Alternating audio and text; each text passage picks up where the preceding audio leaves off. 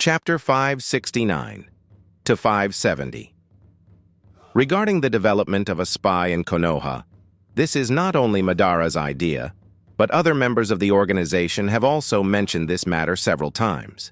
The current Akatsuki already has quite a lot of spies in other shinobi villages, and this is also the reason why they have been able to grasp the movements of those villages quite early and repeatedly obtain intelligence regarding the plans of the kages of those villages. But Konoha is the only shinobi village they haven't been able to penetrate as of yet. So Madara has been planning to develop a few capable spies in Konoha who will be able to give him important information on a regular basis. Since Hyuga Neji, the disciple of Hyuga Kuroto, was kidnapped by accident, Madara will not easily let go of this opportunity. As far as Madara is concerned, Hyuga Kuroto is just a member of the branch family of the Hyuga clan. If there is one thing common among all the members of the branch family of the Hyuga clan, then it is definitely that fact that their fate of servitude is decided at the moment of birth, no matter how extraordinary they may become, no matter how excellent they perform, and no matter how splendid of a shinobi the members of the branch family become. They will always remain subordinates and servants of the main family engraved with the curse of the birdcage, whose destiny, life, and death are always in the hands of the members of the main family of the Hyuga clan. As such, generally the members of the branch family hold resentment towards the main family. The more talented a member of the branch family, the higher his resentment. Madara feels that he can definitely use that resentment to his advantage, and he doesn't really believe that Hyuga Kuroto wouldn't be tempted if presented with the opportunity to be able to break free of the cage bird Juinjutsu. After reaching this conclusion, Madara shifted his gaze from Neji to Sasuke. The fact that a second Mangekyu Sharingan user has appeared in Amatsukami has made Madara vigilant again. At the same time, his heart is puzzled. When did the legendary Mangekyu Sharingan become so worthless? This doubt is not unreasonable. When Madara was young, the Mangekyu Sharingan was a legend with almost no one from the Uchiha clan having it. In fact, at that time, many Uchiha weren't even aware of the existence of the Mangekyu Sharingan. It was such a rarity. But now, including himself, Shinichi, Shisui, and the two Homusubi of the Amatsukami, there are already as many as 5 Mangekyu Sharingan awakeners in the shinobi world. Such a thing is no joke. In fact, if the Amatsukami had only one Mangekyu Sharingan awakener, Madara can still understand it, and perhaps accept it. After all, during the second and third great shinobi wars, just like him, a lot of people died or went missing on the chaotic battlefield and couldn't be found or retrieved back, whether dead or alive, due to many reasons. Such, it would neither be too strange nor impossible if a lucky guy from the Uchiha clan managed to survive and coincidentally awakened the Mangekyu Sharingan due to some reasons, just like him.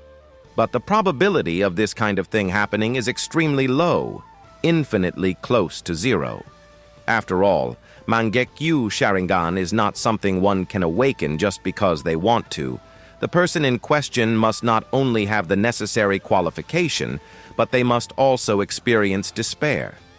If only one such person had appeared beside him, it would already be a miraculous situation, and Madara might still be able to accept such a miracle for once. But if 2 such people appear, then it is no longer a miracle. There must be some other reasons. But no matter how much he tries to think about it, Madara just isn't able to figure out what those reasons are. Therefore, he has come to the conclusion that he must start looking at the root of it. The Mangekyu Sharingan can only be used by the Uchiha clansmen. Therefore, one thing he can be absolutely certain about is that the 2 Homusubi are definitely people of the Uchiha bloodline. Since the Uchiha clan is standing at the center of all his doubts, Madara has decided to look into the Uchiha clan of Konoha to get the answers to his doubts. If I remember correctly, the kid Itachi seems to care quite deeply about his younger brother Sasuke. With Sasuke in my hands, I can coerce him into investigating the origin of the 2 Homusubi of the Amatsukami from inside the Uchiha clan. And I don't think he will refuse me. In the end, even if he isn't able to give me any significant information. As long as he gives me a list of possible candidates, I can at least find something about them. The reason why Madara chose Uchiha Itachi to be another spy is that Madara appreciates Itachi's talent and also knows how deeply Itachi cares about his younger brother. With Itachi's weakness in his hands, Madara feels that he can control Itachi in the palm of his hand. Moreover, Itachi is the heir to the position of the next patriarch of the Uchiha clan, which is to say, he can easily access and investigate most of the confidential information within the Uchiha clan. As such, he is the perfect candidate to be a spy. As for the possibility of Uchiha Itachi as one of the Homusubi, it's not that Madara didn't consider it, but no matter how much he considered it, he didn't think it was possible. Madara doesn't question Uchiha Itachi's talent. Without a doubt, Uchiha Itachi is a one-of-a-kind talent. But how old is he? And how old was he when both the Homusubi had already made their presence in the shinobi world? Even now, Uchiha Itachi is too young, just a little over 13 years old. Both the Homusubi had made their presence known in the shinobi world as early as 4 to 5 years ago, which means Uchiha Itachi was only about 9 years old at that time. At such a young age, awakening Mangekyo Sharingan is impossible. No matter how talented of a child he may be, it is just impossible. Even the likes of Uchiha Madara, who lived and grew up in the constant war-ridden world of the Warring States period, where even children as young as 5 or 6 years of age had to go to the battlefield, couldn't have awakened the Mangekyo Sharingan at such a young age. So how can Uchiha Itachi do it? This is simply beyond the realms of what's considered common sense. Since Madara has concluded that Uchiha Itachi couldn't be Homusubi, making him a spy by blackmailing him would be the best choice for Madara. Thinking so, Madara looked at the two children one more time, then left the dingy room in a satisfied mood. As for the hostage exchange with Orochimaru, Madara never took that matter seriously. Orochimaru is a traitor to the organization. Traitors within the Akatsuki organization aren't tolerated, and traitors like Orochimaru who have good strength and can influence the situation are even more intolerable. The only reason they haven't yet disposed of Orochimaru is because of how busy Akatsuki has been in regard to the 5 great shinobi villages and the Amatsukami, and Madara also understands that killing Orochimaru wouldn't be an easy task, so he has never really spared any manpower in regards to Orochimaru. This time, Akatsuki just wants to tempt Orochimaru using the hostage exchange and dispose of him for good. So Kabuto was absolutely correct. Akatsuki's offer of hostage exchange was nothing more than a cheesy trap prepared to catch Orochimaru, and by the way, also take the Jinchuriki of Kyuubi from his hands. Of course, Madara is not very optimistic about it, given Orochimaru's personality. He knows Orochimaru's cunning and cautious nature, so there's just no way someone like Orochimaru would take such a big risk and agree to the hostage exchange. As such, Madara never put all his hopes into it. He is finally gone! Seeing the masked man leave, the two children, Sasuke and Neji, took a breath of relief. The mere presence of the masked man put too much psychological pressure on the two children, and it was already a surprise that the two children could still remain calm. At this time, Sasuke said in a somewhat confident tone, "That masked man, he may have tried to hide it, but from the way he reacted to the name of your sensei, I can tell. He definitely knows your master." Neji nodded with a heavy heart. "Yes, and he seems to be planning something in regards to my sensei. At the same time, I feel as if..." Madara, who did not conceal his true thoughts, actually gave a very bad signal to the two children. That is, Akatsuki organization may not let them off at all, no matter what.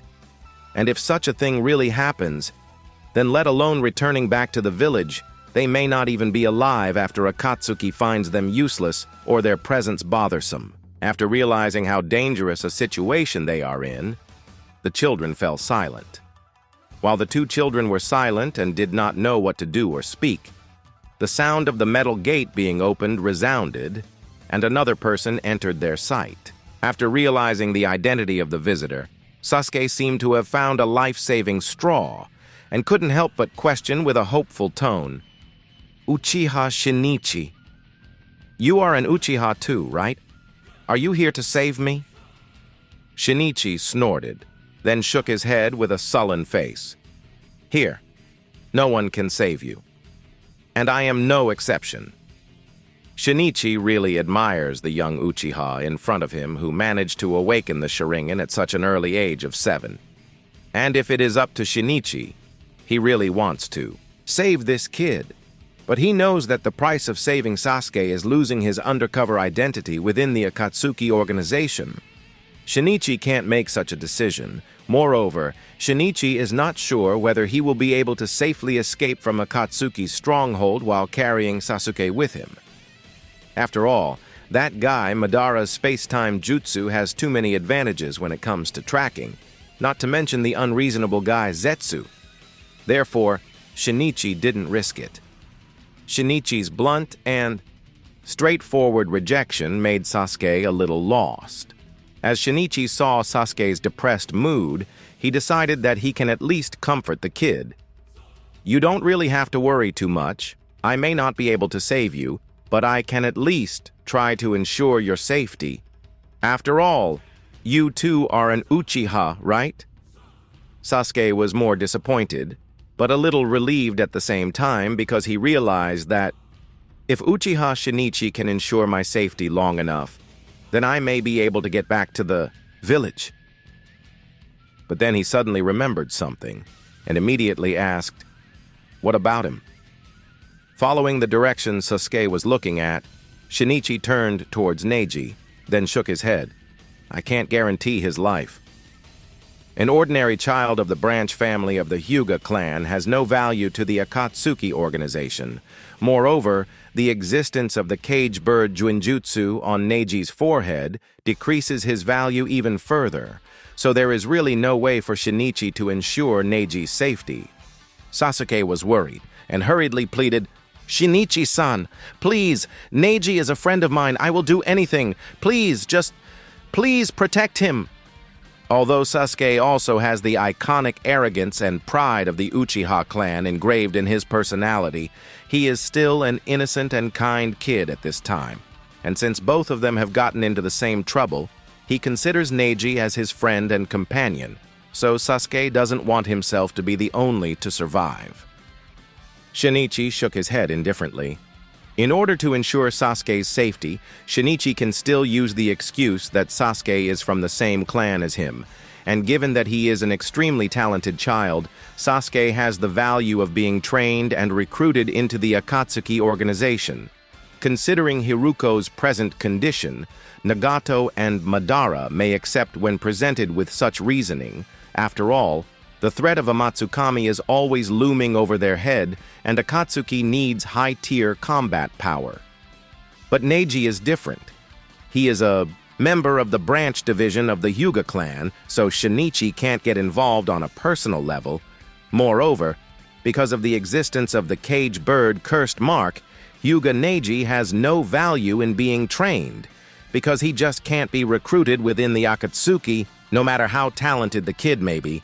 As such, Shinichi has no way to ensure Neji's safety. Listening to Sasuke constantly pleading for his safety from Shinichi, Neji, who is also a member of a great shinobi clan, couldn't sit still, and said after mustering up his courage, "Sasuke, don't beg him. Even if he is a member of the Uchiha clan, you can't trust him. After all, he is working together with the people who brought us here. Moreover, I am not really worried. It doesn't matter whether he can ensure my safety or not, my sensei. Gritting teeth noise, my sensei will save me." "Your sensei, you say?" Shinichi chuckled and questioned, "Who is your sensei?" But without waiting for Neji to reply, he continued, "Just give up, kid. Even if your sensei is Hokage himself, he can't ensure your safety." Neji opened his mouth and seemed to want to argue, but in the end, He could only close his mouth and chose to remain silent, as it was of no use. Neji perfectly understands that such verbal arguments are meaningless, and his pride and the sense of honor of the Hyuga clansmen made him reluctant to do such a pointless thing. Moreover, he will only be giving out intelligence that Akatsuki may be trying to obtain if he speaks too much. Shinichi glanced at Neji with some appreciation. At least this kid knows when to remain silent. Then, without saying anything else, he got up and walked out of the room. Just as he was about to leave the room, Shinichi decided to leave some words of advice for the two kids, and said, "From the moment you two were brought out of the village, your destiny is no longer in your control. If the two of you wish to live, then first understand what it means to survive, and what it takes to survive in this shinobi world." After hearing Shinichi's words, Sasuke felt inexplicably apprehensive. At the same time, he was no longer certain whether his Tusan or Nisan will be able to save him or not. So, in a worried tone, he questioned Neji in a light voice. "Neji, your sensei's name is Hyuga Kuroto, right? Is he really as powerful of a shinobi as you say? And will he really be able to save the two of us?" Neji was silent. He didn't know how to answer. But Shinichi, on the other hand, who had just stepped out of the room, stopped as soon as he heard the terms Hyuga Kuroto and sensei. Then he turned around his head towards Neji and questioned with an inexplicable expression, "Your sensei? Is he really Hyuga Kuroto?" Konoha Village. Hyuga Kuroto was obviously clueless about the interaction of the four kidnapped kids with their respective kidnappers. Currently, his soul was inside the Tsukihi clone, who has returned to the Konoha village, but unlike every other time, this time, Tsukihi did not sneak into the village using the secret routes. Rather, she disguised herself in her disguise of Homusubi of the Amatsukami and openly appeared at the main gate of Konoha village. Since Homusubi made her presence known, so she was obviously immediately noticed by the Konoha shinobi who were on patrol and immediately gathered around her. After the events a few nights ago, similar to the Akatsuki organization, even many Konoha shinobi have come to believe that the village must have made some sort of secret alliance with Amatsukami, which made the members of the Amatsukami organization intervene and actively confront the Akatsuki organization on that night. Otherwise, a mercenary organization like Amatsukami doesn't really have any reason to go to such lengths in order to resist Akatsuki, right? Therefore, the Konoha shinobi who were on patrol not only did not attempt to take Homusubi under custody, given Konoha's previous enmity with Amatsukami, but were also very polite towards her. Since Konoha shinobi didn't actively attack her, just gathered around her so Homusubi paid them no mind, and before long, two Konoha Anbu appeared in front of her and said in a very respectful tone, "Homusubi-sama, Sandaime Hokage-sama requested to see you." Homusubi wasn't surprised, and after silently nodding towards the two Konoha Anbu, she followed them to formally meet the Sadaime Hokage of Konoha village.